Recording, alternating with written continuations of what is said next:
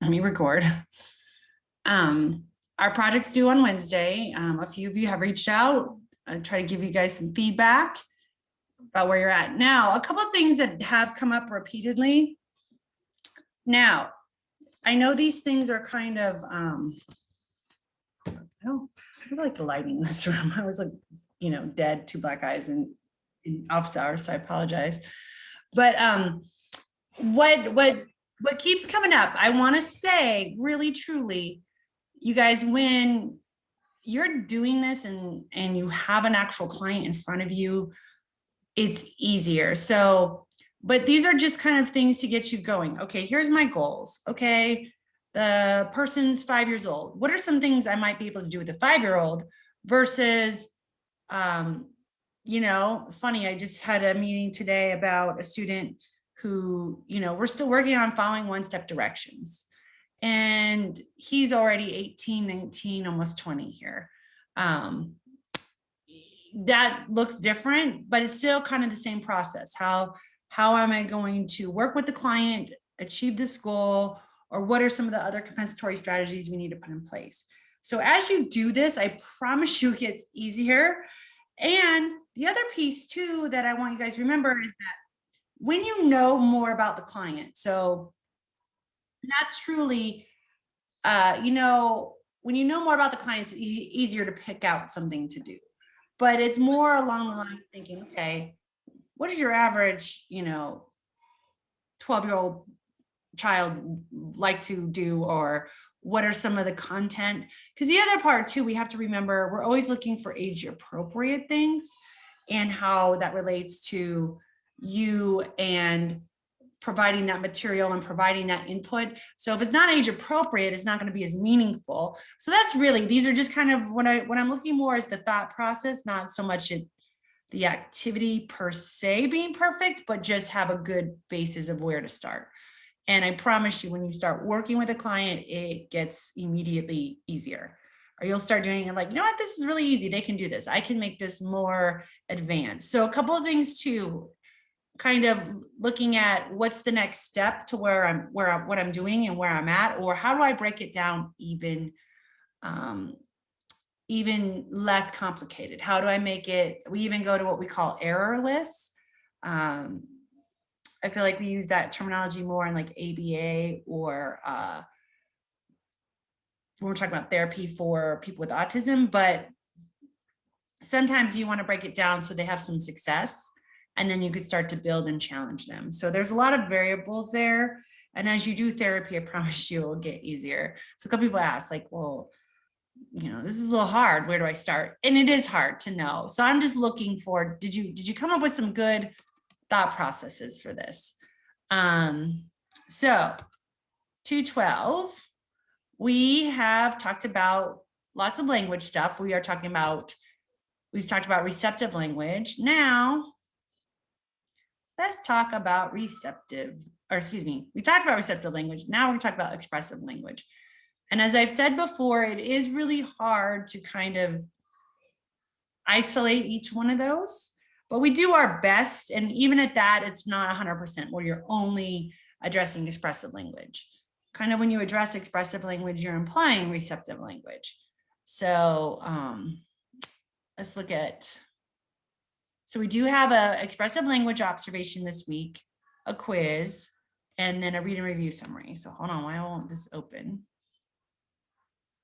Okay, can you guys see the read and review page? Hopefully. Yeah. Okay. So I want to just click on a couple of our visuals.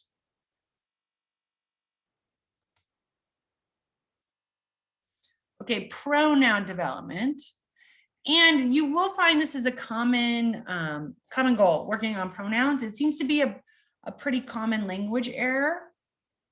And we won't discuss about some of the other current climate on pronouns, but, and like I said, that's hard for me, just how much I've done this and worked on pronouns, to kind of talk about a singular person in the plural. So the them, there, that's hard for me. So pronoun development, we're looking at what are some of the early occurring pronouns. versus later. So when you kind of look at this, the mine, so you hear kids, little kids often mine, me, but really the me and the you is important because that's an important pragmatic language piece also, as well as that conversational component. Definitely important. Definitely you want your client always to understand me, as in this is me and this is you, and that collective you. So super important. Looking at some of these other ones that are later occurring. So pretty much when you look at all of these, we expect most of 5-year-olds to have pronouns. So when we see or hear or are evaluating a 5-year-old that seems to have an awful lot of pronoun errors, that kind of that gives us an alarm, like, hey, maybe they're missing some components of language we need to work on. So kind of that's where I go. If you have someone that's school age, kindergarten, 5, 6 years old, and you're like, oh, we still have a lot of pronoun errors, we probably should be looking at language. Definitely, let's say you see a client for our TIC in any setting, clinic-based, home-based, school-based, and they're 6 approaching 7, they're still making some pronoun errors. You should definitely kind of alert your supervisor, hey, do we need to target that? Should that be a new goal for our therapy?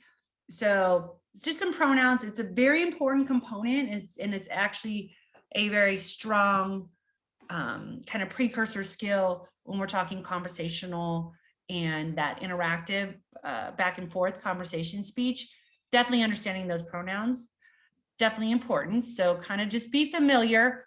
I'm expecting you to maybe know an early occurring pronoun, and maybe, at what age, when we see problems with pronouns, what we're alerted to. So be familiar with that. Like I said, I'm not expecting you to know I'm not expecting you to know the chart by heart. So let's look at expressive vocabulary growth. So where should our number of words? So here we go. Oh gosh, I'm pretty sure we talked about mean length of utterance. But what's our vocab? Where are we at with our amount of words? So to me, expressive vocabulary, we're looking, 15 months, 4 to 6 words, mama, dada, maybe, some other thing like drink, or, I'm tired, or ask you for a favorite toy. We're not looking for a whole lot of words, but by the time they're 2, if you guys look at that 24-month, we're looking at, 200 to 300 words. And then by 3 years, 900 words to 1,000 words. So kind of when I'm kind of assessing and I'm looking, hey, we're at 24 months and we don't even have 50 words. That's a concern. So definitely age is an important component when we're deciding what to work on in therapy. So our younger developmental model of therapy, so that's our kids, we're definitely looking at that natural progression of language, and that's what we're basing, like, where should they be at, how far behind are they, and does it seem like they need support in that area? So just know, just because everyone's not hitting all those, like, oh, they only have, they don't have 300 words, they have like 150. We're not necessarily necessitating therapy if they're a little bit behind, but it's kind of that severity of delay. Where are we to kind of necessitate? Because it's not an exact timeline. So if they're 28 months and they're just now approaching, 200, 300 words, okay, that's okay. But if we're looking at 5, 6-year-old who's not quite approaching there, that's more of an issue. Uh-oh, did I lose? Hopefully I didn't lose internet. My internet's been awful today. It gave me that noise. Nope. Okay. So those are kind of good numbers just for you guys to kind of know off the top of your head, especially If you work with a client and they are kind of progressing, you kind of have a good gauge as to where they are. Are they kind of close to where they should be for their age, or are they not? That's helpful. So this kind of review of expressive language, building blocks necessary to develop expressive language. So, like I said, we're kind of implying that if we're working on expressive language, they have some receptive language abilities. And truly, in realistic terms, we're working on both of those usually at the same time. And if they have poor receptive language skills, we are usually definitely looking at improving that. So if they have poor receptive language skills, it kind of implies poor expressive language. But if they seem to have good receptive language skills, even more of a reason to work on expressive, because they should be building kind of together. It's not a one-to-one correspondence, but it's kind of like, okay, we get some receptive language and then our expressive should be catching up. And then this is going. I feel like our expressive is always a little bit kind of behind where our receptive language is usually. Not always, and that's not 100%. So attention and concentration, absolutely important. Those pre-language skills. So that's where we get some of that pragmatic component. Do they look at you? Do they have eye contact? Do they make a facial expression? Can they kind of direct their language towards somebody? So I don't know if you've ever, I feel like I do this sometimes on office hours. This is obviously a different environment, but have you ever been in a group or something and you just feel like you're talking at people and not to people? So definitely sometimes I get that feeling, especially depending on the group and the group dynamics. So expressively, when we want to have that interaction, we use language for a function. So it's not just talking for the sake of talking, it's talking with that purpose. So we look at play skills, definitely super, super critical for language development, pragmatics. And again, so somebody had asked, and it might've been the other class, I apologize, but somebody was asking about apps and tablets and kind of that video game piece. The hard challenge I have with some of that for our young groups of clients is that if they don't have what I would call traditional play-based skills, it's not that you can't develop some play skills in that electronic format, but what we're looking for are those traditional play skills. Can they do imaginative play? Can they use objects and pretend that there's something else? Can they do that pretend play? It's really hard to do pretend play with video. So you've got, tablet, phone. You can't do as much pretend play. You can do more pretend play with inanimate objects. So definitely play skills, super critical. And it's not that tablets and electronics are bad. And I think as a society, we have to learn how to use it productively, effectively, and not as an escapist crutch. Because some of us have all, dwindled through our tablet or phone to take our mind off other things. But us as adults have usually developed those basic skills so we can handle the electronics. When they don't have those precursor skills and then you put electronics, it's really hard to kind of then go back and develop those.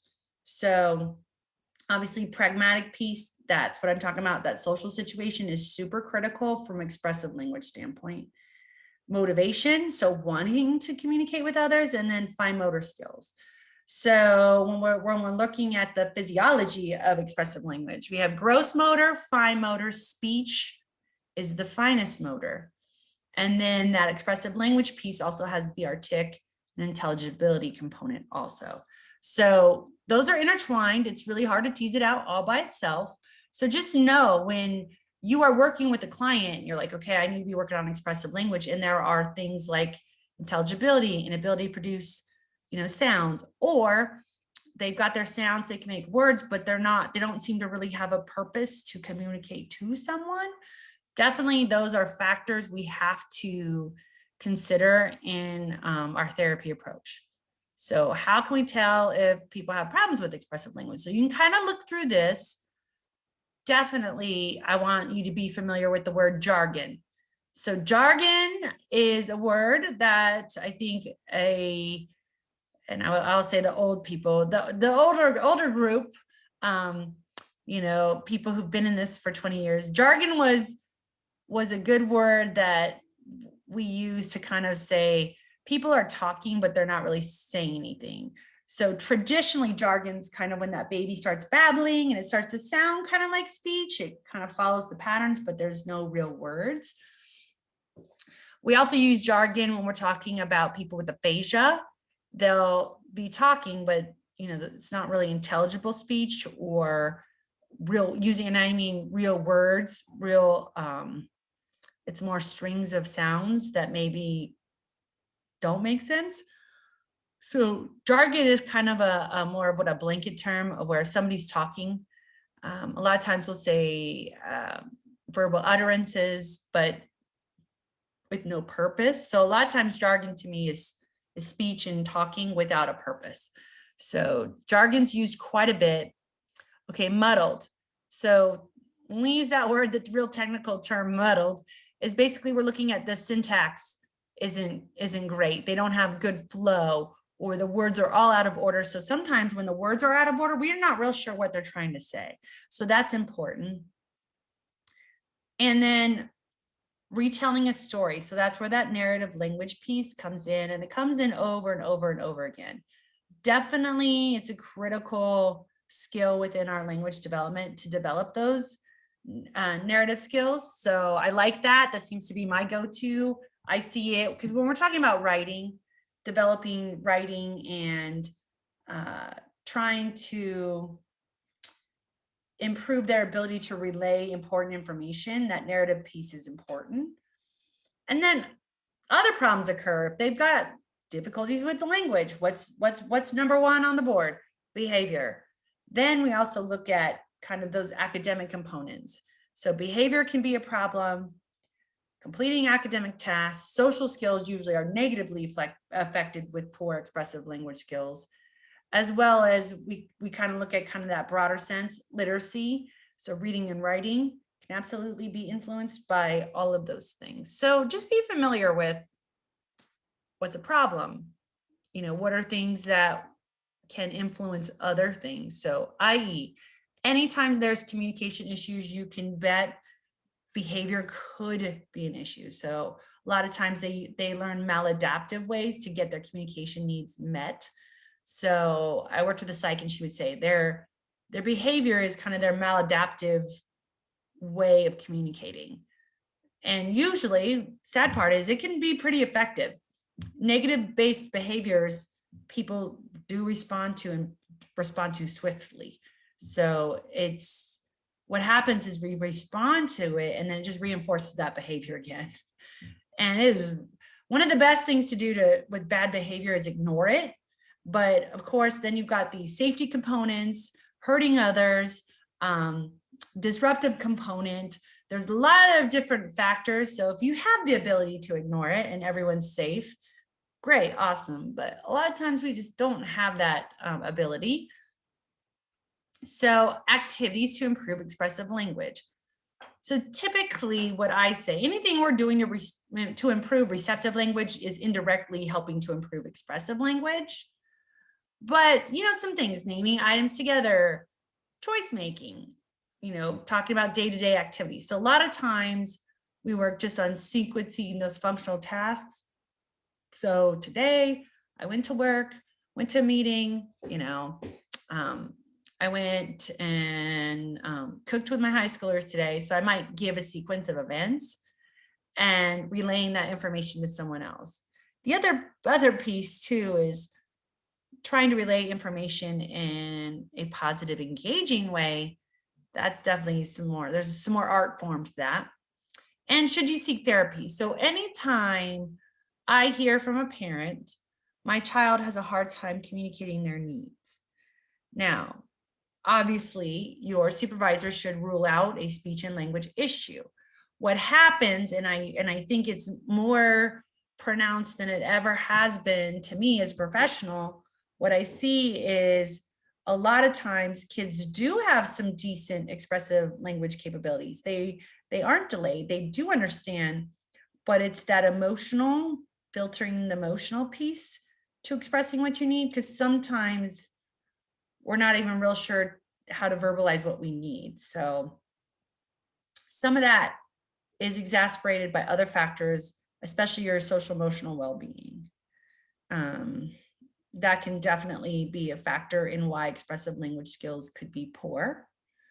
But you guys, as speech therapists, what we know and what we should do. So for instance, couple kids I do this with, and I actually have seen maybe some broader sense in that, okay, I need to focus on this a lot more, because people truly don't have the skills to maybe identify what they need or express how they're feeling and why they're feeling. So I do a lot with the zones of regulation, if any of you are all familiar with that. And as a school-wide, we kind of implement it. So the school where I work, we implement it as a whole. So all the teachers know the verbiage, all the teachers know our target is to be in the green zone, be ready to learn. And then we validate at any given time, any single one of us can be in the blue zone, the yellow zone, the red zone. Okay, but what's important is how do we get our body back to green? And so just working on emotion words, working on kind of the nuances of frustration, annoyance, being mad, all of those things have really helped improve some expressive language with our kids. And so I have seen sometimes, even from the expressive component, we have to work on the vocabulary in order for them to really relate how they're feeling. So a lot of times I work on emotion word vocabulary, and that's really receptive and expressive to help then give our clients ability to now tell people how they're feeling, or find the right verbiage to really explain how they're feeling. So a lot of times they just know, mad and sad. Okay, well, there's lots of feelings in between there. And I think what I have found recently when I work on this is things like disappointment, kind of that worry, things like proud, things like maybe annoyance, and what was the one kid said? He's got pent up. He learned that word, pent up, and he lets it build. So what I've learned about this particular person who I've worked with quite a long time, he allows things to kind of build up, and that build up definitely. So we were talking about how, things get exasperated and starts little, and then you pile on, pile on, pile on. And just his ability to now to communicate some of that has really been helpful, just in his day-to-day life, and in not just at school, but at home and in his other extracurricular activities. So just some things to do. So someone says, okay, we're working on vocabulary. So we have, hold on, there's some apps. Let me make sure this one still works. Yeah, see, this one just came. Okay, I'll post another one. It worked last semester, but I'll send it. So there's some good apps for language in general. So I'll make a note, I'll fix that. I'll put another link on there. So because next week we're gonna then do the same kind of project that we did for module 6. So module 8, oh, excuse me. No, we have a midterm in there. Excuse me, I broke that up. Sorry, some changes. This past year we made some changes to the order and succession. But so we worked on that session, but just kind of be aware. I do want to look at vocab real quick before we sign off today. So these words, again, here we go with a million words for things, but you might want to look up other words that mean, like salutations. So basically, I always think saluting. Granted, they're not salute, but it's more of that greetings component. Salutations, greetings, semantic jargon, and you can kind of look on some of the nuances. And when I'm looking at vocalizations. So sometimes I might say vocalization if they're not really using real words, they're just sounds. The person's able to make sounds.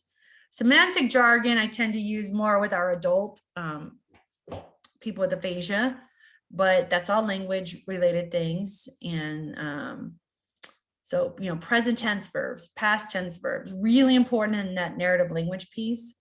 A modifier sentence, MLU.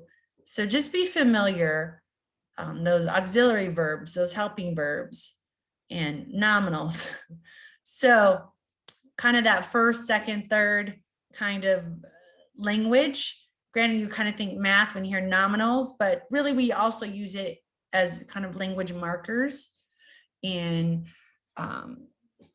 just today, in fact, I was talking with our fifth grader groups about, you know, priorities, which should be first, okay, you know, next, last, those kinds of things. So the nominal is really understanding first, second, third, first, next, last. Those things are important from a time frame reference, a timeline, narrative language when retelling stories, or also too is talk about future tense. So then, you know, I don't think I have future tense on here, but that future tense piece is also very important because it's not what is happening yet, what's, you know, will happen. It's anticipated to happen. So be familiar with that. So babbling, kind of those difference between the babbling and the vocalizations. I kind of say vocalizations when they're just making noise, not real words. Babbling is where we kind of start to hear some of those sounds, some of that sound system come in. And then when we're looking at jargon sometimes more about, you know, verbalizations that don't really have exact words. Sometimes semantic jargon, I'm talking, they're using real words, but it's not in the way that it's intended. So, and then usually there's some syntax issues if I'm using the word semantic jargon or jargon, but it does resemble real speech. So sometimes people are just saying things going off in that jargon, but you don't realize, you know, it sounds like real speech, but you can't make sense of it. So like I said, jargon's used quite a bit across a variety of ages and disorders. Any other questions regarding that?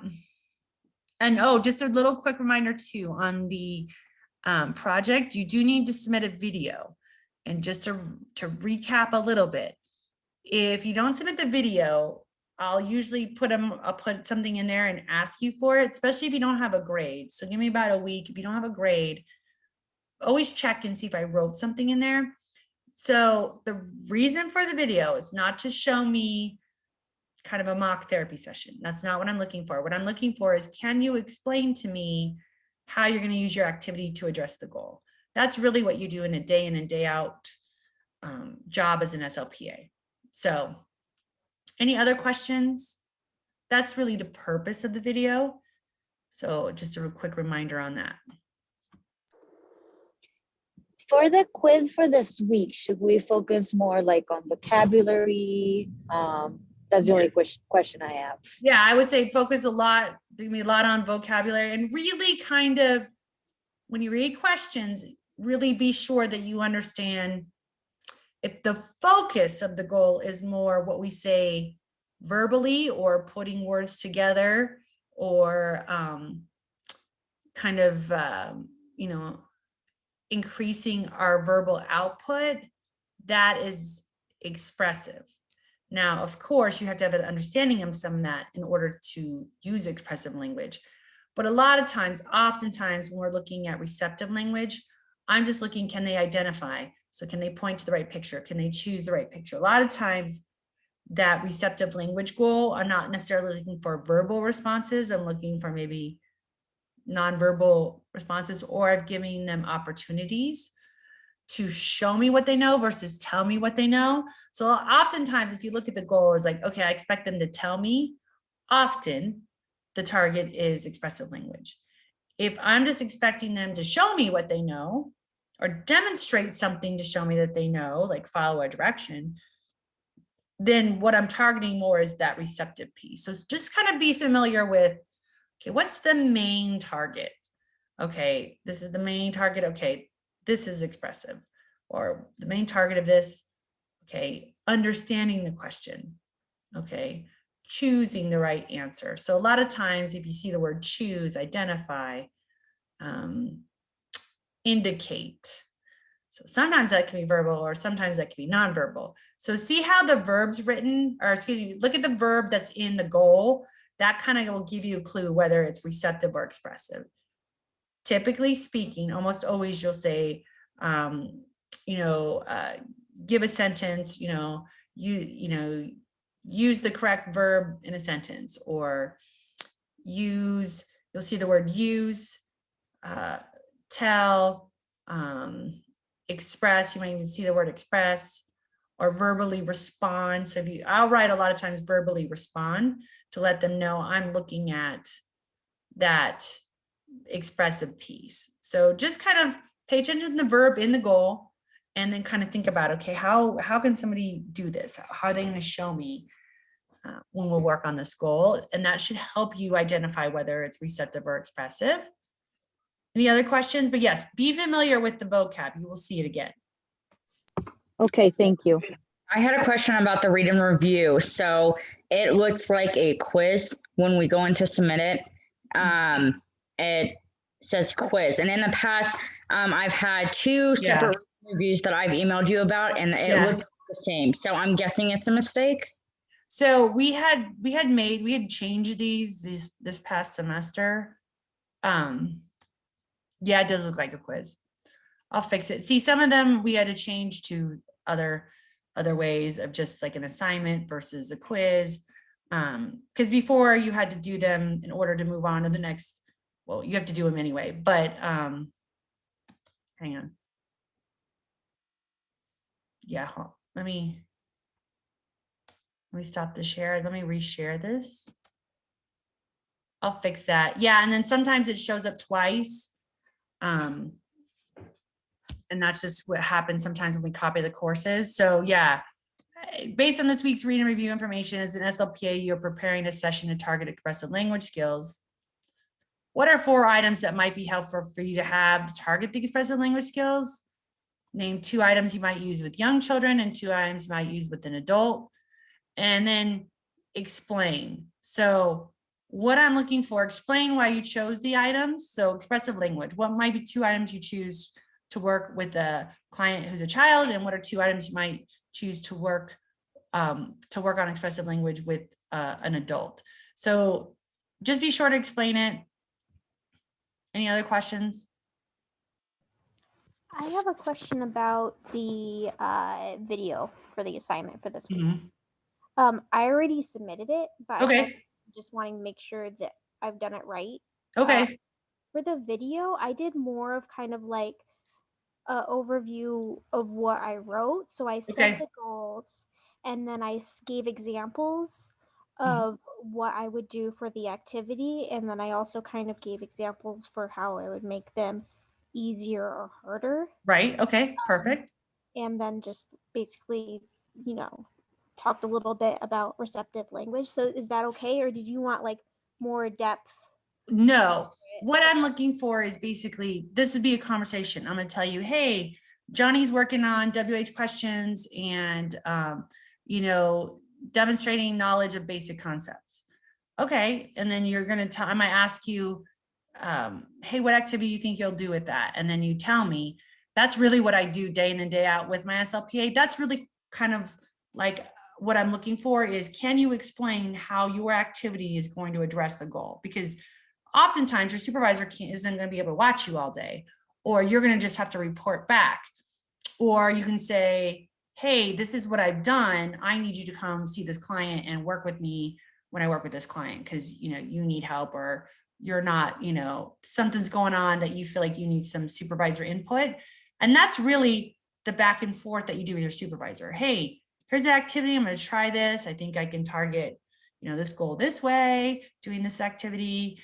Or even something as you're in the thick of it. Hey, Johnny likes trucks. You know, I got this truck activity, that truck activity, all of those things that maybe, you know, give me justification. So I'm just looking for, can you explain to your supervisor why you're doing the activities that you're doing?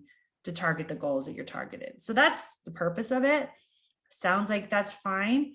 Some people always try to like set up a mock therapy, and that's, whoa, I'm not expecting that. You're going to get that when you do your on-site stuff and you're going to do your practicum. You'll get to do that then.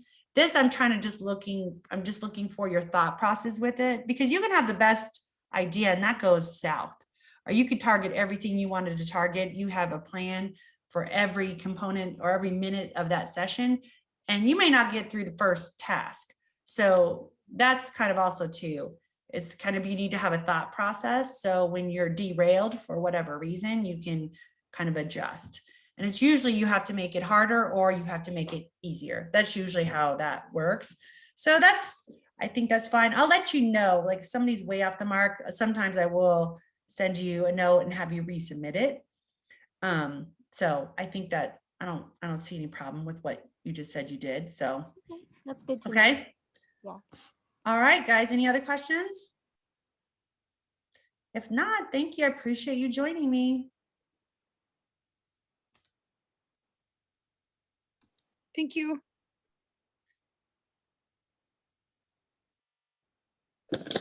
Bye. Thank you. Bye. Have a good night.